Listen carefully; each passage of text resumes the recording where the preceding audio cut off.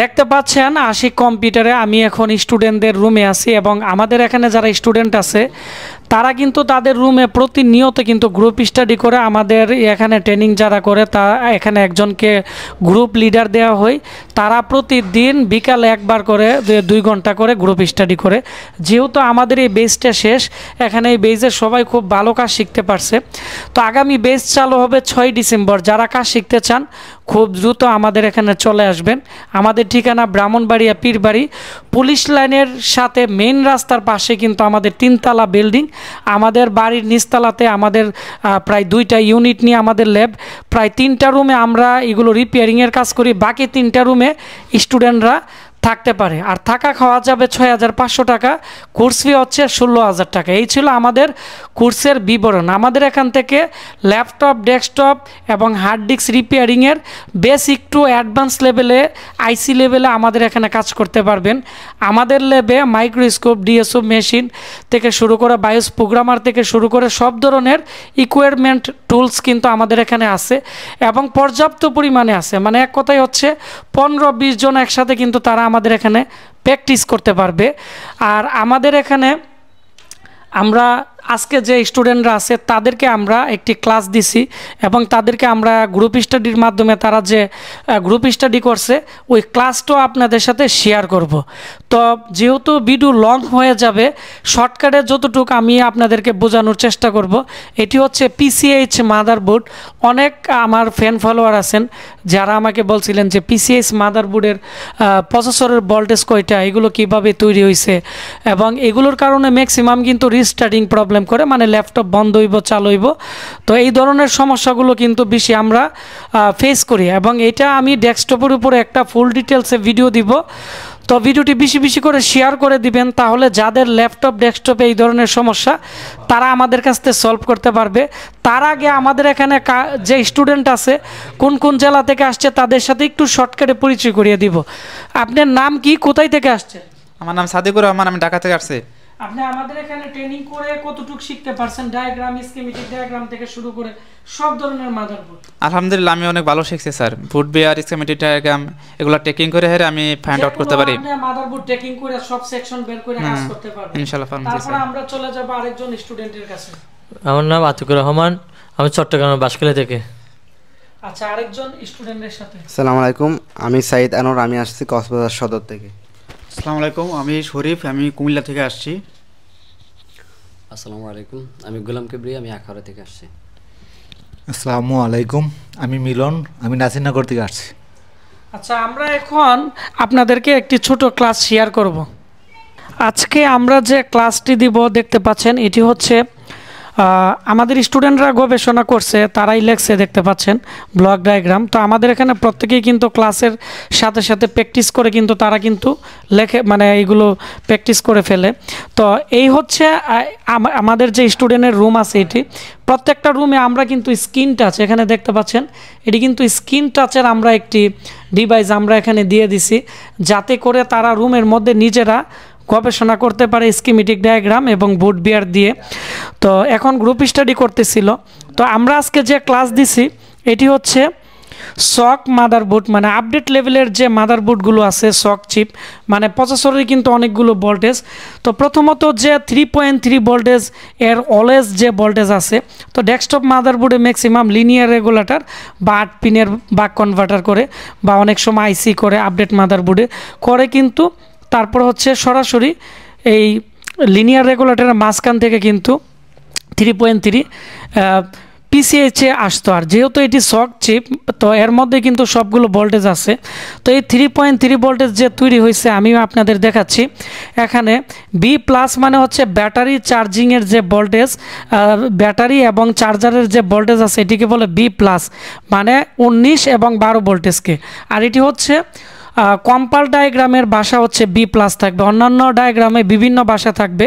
তো আমরা আমাদের এখানে প্রত্যেকটা কোম্পানির ডায়াগ্রাম কিন্তু আমরা এখানে খুব সুন্দর করে আমরা প্র্যাকটিক্যালি ক্লাস দিয়ে থাকি। তো এখানে একটি বাক কনভার্টারের মধ্যে দেখতে পাচ্ছেন, একটি বাক কনভার্টার আপডেট মাদারবোর্ডের মধ্যে হচ্ছে ইনপুট হবে তার মধ্যে বি প্লাস ভোল্টেজ। তারপরে যখনই এই আইসির মধ্যে আসবে, তখন তার মধ্যে একটা ভোল্টেজ তৈরি হয়, এটাকে বলে এলডিও ভোল্টেজ বা কনভার্টার। এই এলডিও ভোল্টেজটা ব্যাটারি চার্জিংয়ের ব্যাটারি যে আছে ল্যাপটপের ব্যাটারি কানেক্টরের মধ্যে যায়, তারপর হচ্ছে আরটিসি সেকশনে যায়, মানে আরটিসির যে ডায়োড আছে 3 পিনের ডায়োডে যায়, তারপর হচ্ছে এই ভোল্টেজটা আইও চিপেও যায়। এখন আইও চিপে যদি না যায়, আইও চিপ কিন্তু এই যে রেগুলেটর আছে মানে বাক কনভার্টার আছে, এই বাক কনভার্টারকে কিন্তু মূলত হচ্ছে এনেবল সিগন্যাল দেয়, মানে ইসি অন একটা তাকে সিগন্যাল দেয়। ইসি অন সিগন্যাল দেওয়ার সাথে সাথে এটি যখন চালু হবে, এর সাথে 5 ভোল্টের কনভার্টার লিনিয়ার রেগুলেটরও কিন্তু চালু হবে। চালু হওয়ার পরে 5 ভোল্ট 3 ভোল্ট তৈরি হবে। তো যখনই এনেবল আসবে, ইসি অন আসবে, আইও চিপ যদি ভালো থাকে, তখন এটি চালু হইলে তার এলএক্স পিন দ্বারা এখানে 3.3 একটা কয়েলের মধ্যে আসবে। যে মাদারবোর্ডে কাজ করবেন ওই মাদারবোর্ডের কিন্তু এখানে লোকেশনই থাকবে, আর এই 3.3 ভোল্টেজই এর মধ্যে সরাসরি আগে আসবে। এটি হচ্ছে তার অলওয়েজ ভোল্টেজ 3.3। তারপরে যে ভোল্টেজ আছে এটি হচ্ছে 1.8 ভোল্টেজ। 1.8 ভোল্টেজ হচ্ছে এখানের 3.3 ভোল্টের কয়েল থেকে কিন্তু সরাসরি একটি 8 পিনের আইসি আছে। তো এরকম অনেক মাদারবোর্ডে 8 পিনের আইসি করবে, কিছু কিছু মাদারবোর্ডে বাক কনভার্টার করবে, এগুলো মাদারবোর্ড অনুযায়ী এগুলো বিভিন্ন চেঞ্জ হতে পারে। তো আসার পরে যখনই তার মধ্যে এসপিওকে মানে হচ্ছে এনেবল সিগন্যাল আসবে, আসার পরে এখানে আউটপুট হবে 1.8 ভোল্টেজ। আর এই 1.8 ভোল্টেজ অনেক জায়গায় যাবে। আবার এই 1.8 ভোল্টেজ হচ্ছে আবার মুসপেক্টে আরেকটির মুসপেক্টের মধ্যেও আসবে, আসার পরে আবার এর মধ্যেও যখন এনেবল দিবে তখন এই 1.8 ভোল্টেজও আবার ওই প্রসেসরে যাবে। তো সরাসরি 1.8 ভোল্টেজ দিবে, আবার এই সুইচিংয়ের পরেও দিবে। ওই জন্য ডায়াগ্রাম ভালো বুঝতে হয়, ডায়াগ্রাম যারা ভালো বুঝে ল্যাপটপের কাজ তারা তত করতে পারে। আর এই 1.8 ভোল্টেজ এখানে একটি জাম্পারে দিবে। তো জাম্পার থেকে প্রসেসরে যাবে, আবার বায়োসের 8 নাম্বার পিনে দিবে। তো ম্যাক্সিমাম আপডেট মাদারবোর্ডগুলো 1.8 ভোল্টের বায়োস থাকে। তো বায়োসের 8 নাম্বার পিনে যদি দেখেন যে 3.3 এখানে 1.8 ভোল্টেজ আছে, তার মানে 1.8 ভোল্ট সেকশনটা ওকে আছে। আর যদি না জানেন তাহলে ডায়াগ্রাম দেখে আপনারা চেকিং করতে হবে পাওয়ার সিকোয়েন্সে ঢুকে। তারপর হচ্ছে 1.05 আমি লিখে দিচ্ছি 1.05 ভোল্টেজ। 1.05ও এই প্রসেসরের মধ্যে ঢুকবে। তো 1.05 ভোল্টেজটা আপডেট মাদারবোর্ডে সিএলআর থেকে সরাসরি একটা আইসির মধ্যে আসবে, এটি বাক কনভার্টারের মতো থাকবে। যখনই এনেবল সিগন্যাল এর মধ্যে আসবে, আসার পরে এখানে কোয়েলের মধ্যে 1.05 ভোল্টেজ থাকবে, আর 1.05 ভোল্টেজ এখানে দিবে, আর অনেক জায়গার মধ্যে যাবে। আর মাদারবোর্ড ওল্ড ভার্সনের হলে মেইন সাপোর্টিং মুসপেক্ট থাকবে, আইসি থাকবে। আর তারপরের যে ভোল্টেজ আছে আমি বলে দিচ্ছি, এটি হচ্ছে প্রসেসরের ভোল্টেজ। তো প্রসেসরের যে ভোল্টেজ আছে এইগুলো আফটার ভোল্টেজই সিএলআর থেকে সরাসরি যে কোয়েল আছে, কোয়েলের পাশে মেইন মুসপেক্টের ড্রেইন থাকবে, ড্রেইনেও 19 ভোল্ট দিবে। দেওয়ার পরে বিআরএমআইসি আছে, বিআরএমআইসি ম্যাক্সিমাম ডেস্কটপে হচ্ছে 12 আর 5 ভোল্টের রিকোয়ারমেন্ট থাকে চালু হইতে। আর ডেস্কটপের মধ্যে হচ্ছে 19 আর 5, মানে দেখতে হবে কত নাম্বার পিন থেকে কত নাম্বার পিনে ঢুকে ডাটা শিট বের করে।